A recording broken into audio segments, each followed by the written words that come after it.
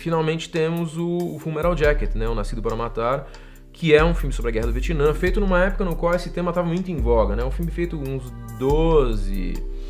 11 anos ali depois do fim da guerra, quer dizer, os Estados Unidos já está mais maduro, né? Os veteranos estão um pouco mais velhos ali para debater o que aconteceu, e vários filmes são lançados, né, nesses anos, né? A gente tem o Platoon, que é na mesma época, do Oliver Stone, tem o Hamburger Hill também, que é um filme que discute a guerra, né, e o trauma que ela teve nos Estados Unidos, e no Veterano, uma preocupação grande com o veterano.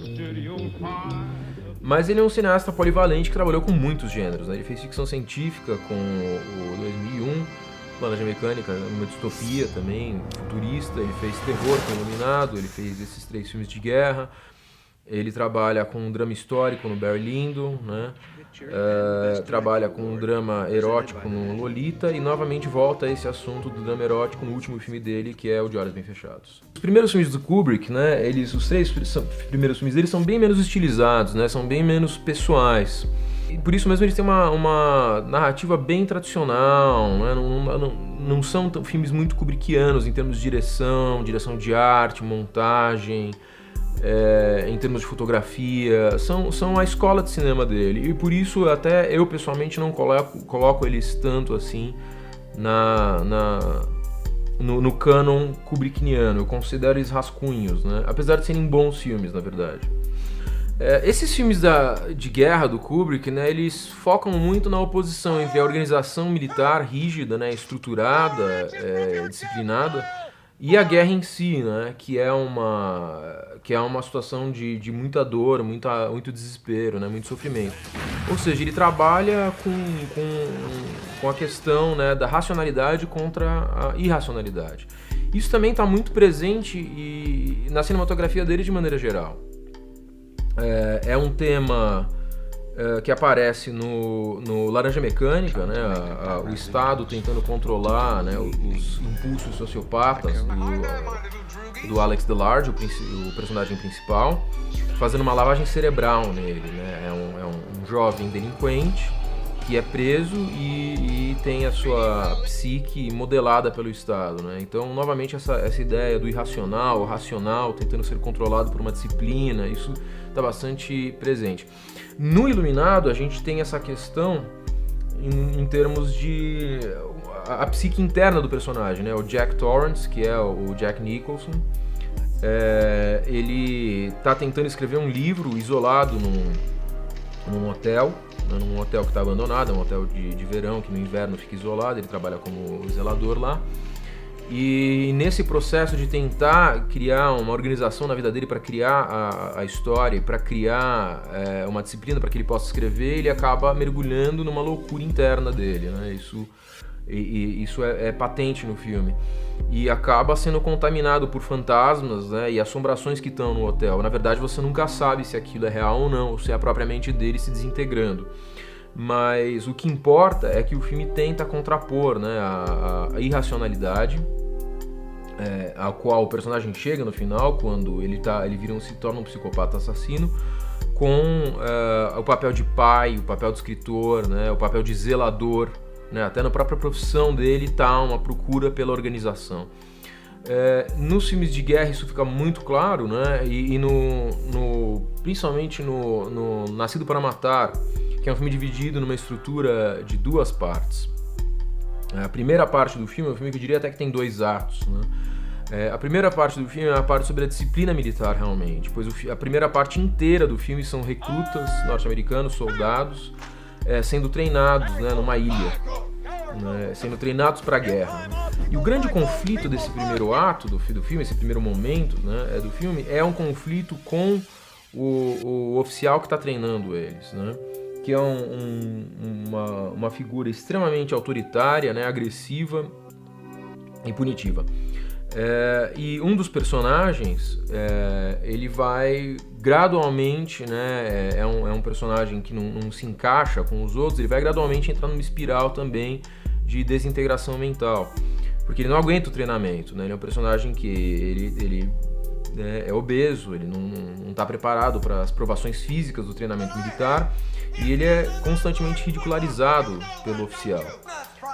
Até que esse personagem, que é feito pelo Vincent D'Onofrio, excelente ator, aliás, né, nesse filme ele está muito bem, se revela um exímio atirador, um excelente atirador, e é nisso que ele foca, né, quando está no exército. O que acontece é que ele acaba ficando completamente louco, né, perdendo a sanidade, e mata o próprio oficial dentro do campo de treinamento, numa madrugada. Ele acorda, né, com um rifle completamente desnorteado e mata o oficial, numa cena bastante impactante. Mata o oficial e se mata, né, em seguida.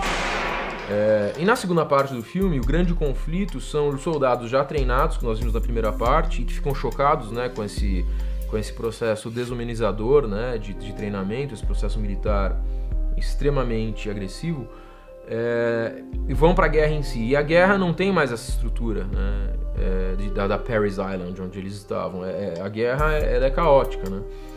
E o grande conflito da segunda parte do filme é uma sequência bastante longa com uma mulher que é uma franco-atiradora Vietcong, que está num prédio executando ali aquele grupo de combate, atirando nos homens que tentam se salvar, e eles têm que matar ela. Essa segunda parte, tendo isso como conflito, demonstra como cada um daqueles homens tentou se adaptar à guerra, né, de uma maneira diferente, e todos criando algum tipo de neurose. O próprio cartaz do filme, que tem o capacete do Matthew Modine, o personagem que é o Joker, né, o piadista, diz, né, nascido para matar, born to kill, só que tem um broche com o símbolo da paz, né? Isso é até discutido no filme. E essa é a dicotomia, na verdade, que ele coloca entre a paz e a guerra, né? A racionalidade e irracionalidade, né? O caos e a ordem, a organização. Ele demonstra que na guerra esses lados antagônicos vão florescer, vão aparecer, né? Esses elementos irreconciliáveis vão aparecer, e que a grande questão é como lidar, né? Como lidar com o irracional no mundo que tenta ser racional. O grande conflito com a franco-atiradora é resolvido quando eles executam ela, mas há uma surpresa com o fato da atiradora ser uma mulher, né? E eles têm até uma certa dificuldade assim, em executar ela a sangue frio, né? Eles ferem ela e tem que executar ela. Ela tá no chão, sangrando, depois de matar os colegas deles, eles têm uma certa relutância em ir até o fim, apesar de desejarem vingança. Então esses sentimentos antagônicos estão lá na filmografia dele, né? A mesma coisa é feita no De Olhos Bem Fechados também, no qual o entendimento da santidade, né, do casamento é questionado pelas pulsões que o casal tem de fantasiar com outras pessoas, de ter relações extraconjugais e assim por diante. Então esses conflitos estão bastante aparentes na filmografia dele. Existe também esse conflito, né, entre situações opostas em outros filmes dele, como o 2001, no qual a gente tem uma exploração de 3 estágios, eu diria, na verdade, da humanidade. Um estágio é o primitivo, né, com os homens macacos descobrindo o monolito. O outro estágio é o homem com domínio tecnológico no espaço, né, o homem científico, o homem astronauta, né, sendo ali destruído pelo computador que ele mesmo criou, o HAL, né, que é um computador que decide matar a população da nave. Inclusive HAL é baseado na IBM, né, são as letras que vêm, né, imediatamente antes, né, de IBM no alfabeto, compõem a mesma sigla. E aí você tem o homem com domínio tecnológico sendo destruído por essa tecnologia, e no final do filme você tem uma espécie de evolução surreal do homem, né, com uma sequência longa de alucinação e transcendental, no qual há uma citação de uma nova vida, o monolito atinge um significado metafísico, né? São 3 estágios da existência humana, assim, do que poderia ser a evolução humana, que são retratados no filme, no meu entendimento. E as contradições entre elas, né? O primitivismo do começo e a superevolução final, que passa do físico, né? No Lolita também existe uma dicotomia entre o erotismo e a juventude da personagem, né? A Sue Lyon faz a Lolita, uma atriz muito bonita, e é um personagem que o próprio, né, a própria polêmica da história, né? A contravenção da história está no fato de que é uma personagem extremamente erotizada, mas ela é uma adolescente, né? Esse que é o grande conflito da história da Lolita.